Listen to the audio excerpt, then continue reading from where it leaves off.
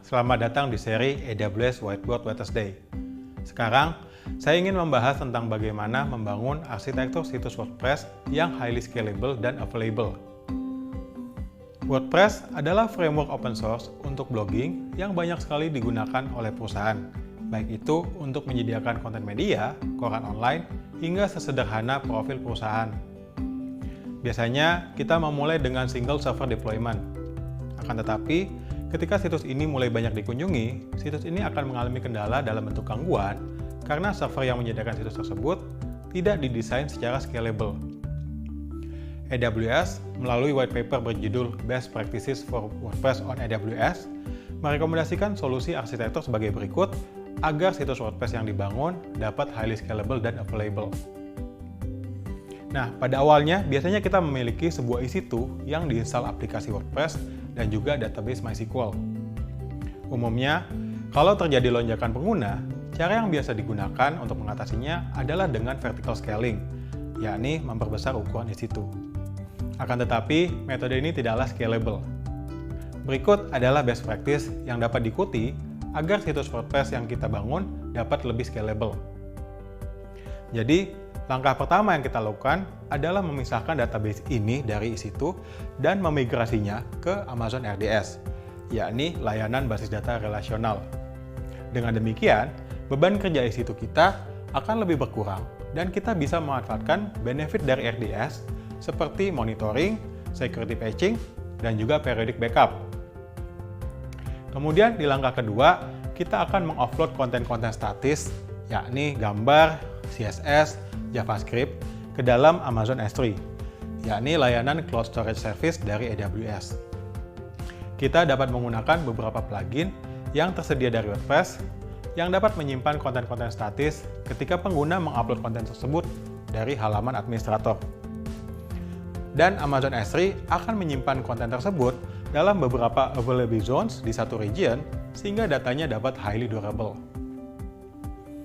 Langkah ketiga adalah dengan meletakkan website WordPress ini di belakang CloudFront, yakni layanan Content Delivery Network dari AWS. CloudFront adalah layanan yang memudahkan untuk mendistribusikan konten ke seluruh dunia.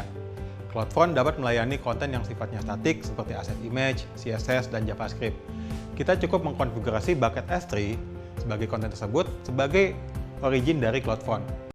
Selain itu, CloudFront juga dapat melayani konten dinamis, yakni HTML yang berasal dari WordPress. Kita cukup mengkonfigurasi WordPress sebagai origin dari CloudFront. Selanjutnya, karena konten-konten di WordPress biasanya sifatnya lebih banyak dibaca ketimbang ditulis, kita dapat menggunakan fitur read replica dari Amazon RDS.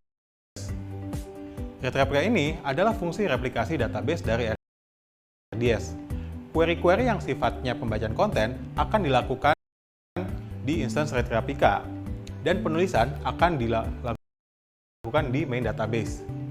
Kita dapat memiliki beberapa instance read replica sesuai dengan kebutuhan dan visitor kita.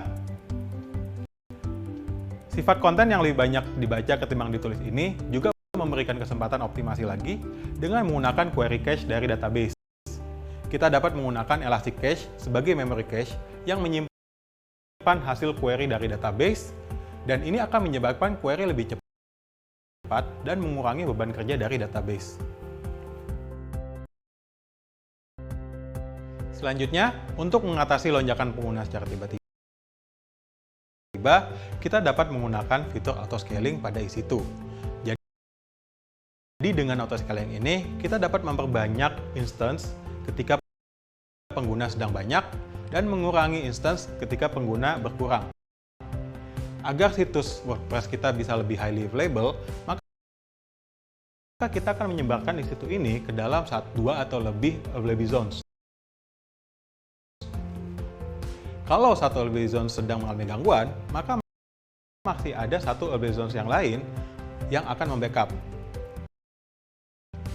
Nah, kemudian kita akan meletakkan semua EC2 tersebut di belakang layanan Application Load Balancer. Ini agar semua traffic yang datang dari user akan terdistribusi secara seimbang ke semua EC2 instance yang kita miliki. Dan terakhir, kita biasanya masih butuh untuk melakukan update dari aplikasi WordPress. Misalnya, adalah untuk instalasi plugin. Agar update dan instalasi pada sebuah instance ini dapat disinkronisasikan ke semua aplikasi di situ, maka kita memerlukan file system yang di-sharing oleh semua instance. Oleh karena itu, di bagian ini kita akan menggunakan Amazon EFS, yakni layanan Shared File System. Baik, demikianlah penjelasan arsitektur dari sebuah aplikasi WordPress yang elastik dan scalable. Saya harap penjelasan ini dapat membantu dalam mengembangkan situs WordPress kalian. Sampai jumpa di episode selanjutnya.